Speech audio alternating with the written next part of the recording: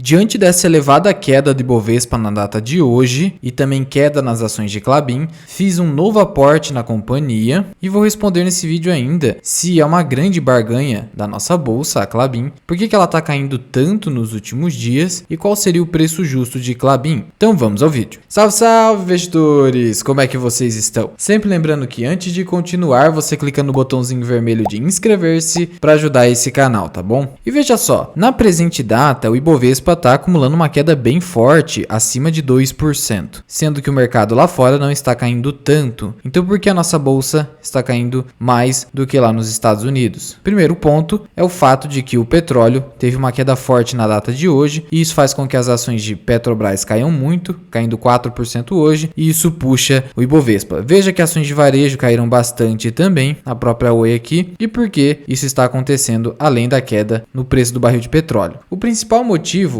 é que o mercado dobrou a aposta em aumento dos juros em 0,25% pelo Banco Central nesse mês. Então o que tinha acontecido na última reunião do Copom? O Banco Central disse o seguinte: olha, a gente vai estudar a viabilidade da necessidade de um novo aumento, sinalizando que o Banco Central poderia ou realizar um novo aumento ou que seria mais esperado pelo mercado manter o juro ali no patamar atual de 13,75%. Só que agora os discursos mudaram e aí o mercado passou a projetar uma chance bem maior de o juro aumentar 0,25, indo então para uma Selic anual de 14%, sendo que o topo mais recente da Selic foi entre 2016 e final de 2015 a 14,25%. Sendo assim, expectativa de mais alta nos juros, varejistas e empresas de tecnologia acabam caindo, por isso até VEG caiu também, somado ao fato de a Petrobras puxar o Ibovespa, então tudo isso contribuiu para uma queda forte. E com Klabin não foi diferente. As ações ordinárias hoje estão caindo mais de 2% e as preferenciais aqui quase 2%, caindo um pouco menos. Ainda dentro da nossa carteira aqui, temos a S Brasil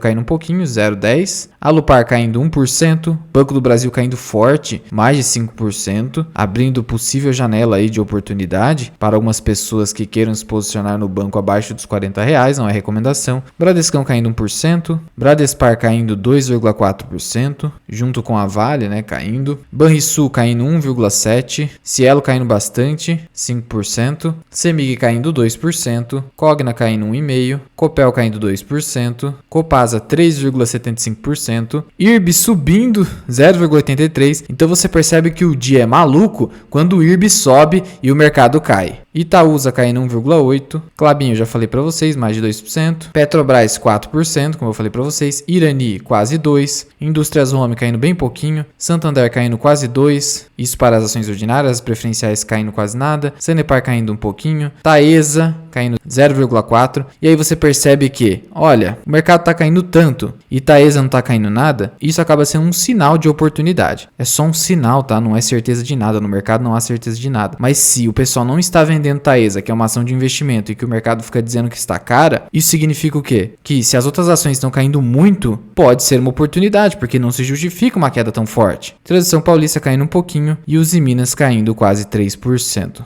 E aí o meu aporte foi feito na data de hoje, como vocês podem perceber, e foi aqui 200 ações de Klabin, ações ordinárias, a 3,73 e mais 100 ações a 3,74. Eu faço ordem a mercado mesmo, tá? Como é para o longo prazo, eu não vejo problema de fazer ordem a mercado, mas óbvio que eu respeito quem tem paciência de ficar ali fazendo ordem limite. Esse meu aporte aí totalizou pouco mais de R$1.100. Eu mandei R$1.100 para a corretora e aproveitei um pouquinho de dividendo que tinha aqui, remanescente. Então eu tinha 1.200 na corretora, mandei 1.100 e fiz a compra de 300 ações de Klabin, elevando minha posição de 1.000 ações para 1.300 ações a um financeiro aqui de quase R$5.000. Estou perdendo 4,39%, R$223. Meu preço médio é R$3,91. Eu compro apenas abaixo de R$4, porque daí na minha visão a relação risco-retorno é interessante, a assimetria é interessante e abaixo de R$4 a sua margem de segurança também é interessante. Sendo que minha gestão de risco em Klabin não deve ultrapassar algo em torno de R$6.500. E aí eu vou aportando até esse limite. que seria o limite de 1,5% que eu coloco em ações de oportunidade para a minha carteira atual aqui. Sobre Klabin aqui, falando um pouco dos seus dividendos, ela tem uma política muito bem definida de dividendo no seu estatuto, o payout mínimo de 25%, que é o dividendo obrigatório da Klabin, e tem ali os dividendos intermediários ou intercalares, que são aqueles outros proventos que a Klabin vai pagando ao longo do ano. E ela já anunciou nesse ano um provento em fevereiro, outro provento em maio e outro provento mais recente em julho, sendo que o dividend yield dos últimos 12 meses, com toda essa queda de mais de 35% nos últimos 12 meses nas ações ordinárias de Klabin, está um dividend yield interessante. A Klabin está pagando bem aqui a cada trimestre, como a gente pode perceber, mesmo sendo uma ação mais de crescimento do que de dividendo. Os resultados de Klabin no segundo trimestre vieram satisfatórios, desalavancagem financeira, tá? Caindo bastante a sua alavancagem de 3,6 EBITDA para 2,7, receita líquida teve um crescimento de 24%, houve evolução do projeto Puma 2, que é o maior projeto da história da Klabin, o retorno sobre o patrimônio líquido tá muito interessante, então a companhia apresentou resultados muito bons aqui, o lucro dela acabou subindo também, mais de 11%, e aí você se pergunta por que Klabin então vem caindo? O primeiro ponto foi justamente o anúncio do projeto Figueira, ali em Piracicaba, um projeto que a Klabin vai investir mais de 1,5 bilhão com recursos próprios. E aí o mercado não perdoou, a ação despencou 6% naquele dia do anúncio, porque, segundo o mercado, não seria a hora para a Klabin proceder a investimentos de grande porte, por conta do cenário de incerteza no mundo, né? E para além disso, temos o quê? Primeiro ponto, a China, que é um país muito consumidor, o consumo de papel pela China corresponde a 30% do consumo mundial, sendo que o país importa a celulose para conversão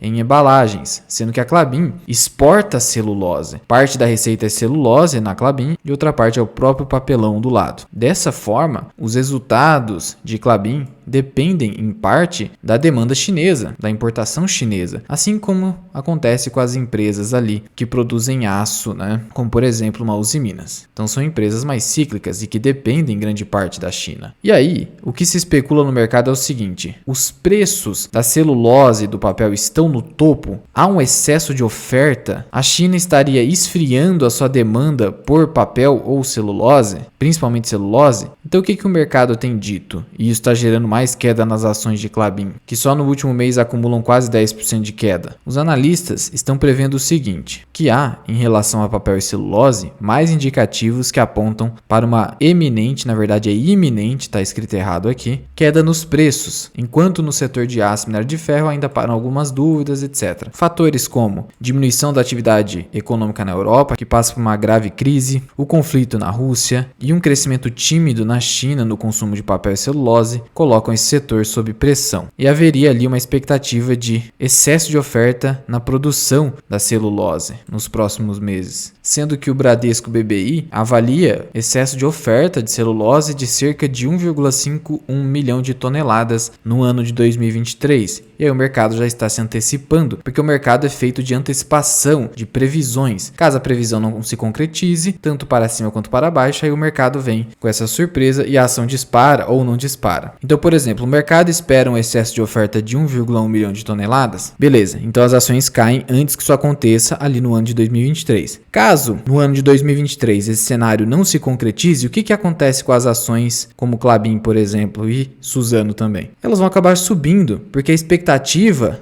não se concretizou, vamos supor que o excesso de oferta seja bem inferior, aí as ações vão acabar subindo, assim que funciona no mercado. Por isso o mercado está apostando na queda dos preços da celulose, e aí Klabin está sofrendo com isso. Só que, é como eu sempre digo, todo investimento em renda variável tem seus riscos, e você como investidor tem que avaliar o risco, no sentido de vale a pena ou não você assumir esse risco. Lembrando que para o Howard Marks, e eu concordo com ele, o seu risco depende do preço que você paga por um ativo. Até mesmo ativos ultra arriscados, se estiverem subprecificados em patamares tais que justifiquem você colocar o seu dinheiro nesse investimento mais arriscado, tudo bem. É isso que você tem que avaliar como investidor, sempre lembrando da gestão de risco. Como a gestão de risco em Klabin é de apenas 1,5%, como uma companhia centenária, uma companhia que está em vias de concluir um grande investimento em 2023, uma companhia que está conseguindo investir em novos projetos, tentando concorrer com a Irani a partir de recursos próprios, está com uma saúde financeira bem interessante, pagando dividendo trimestral abaixo de R$4, na minha visão, a margem de segurança faz sentido para mim,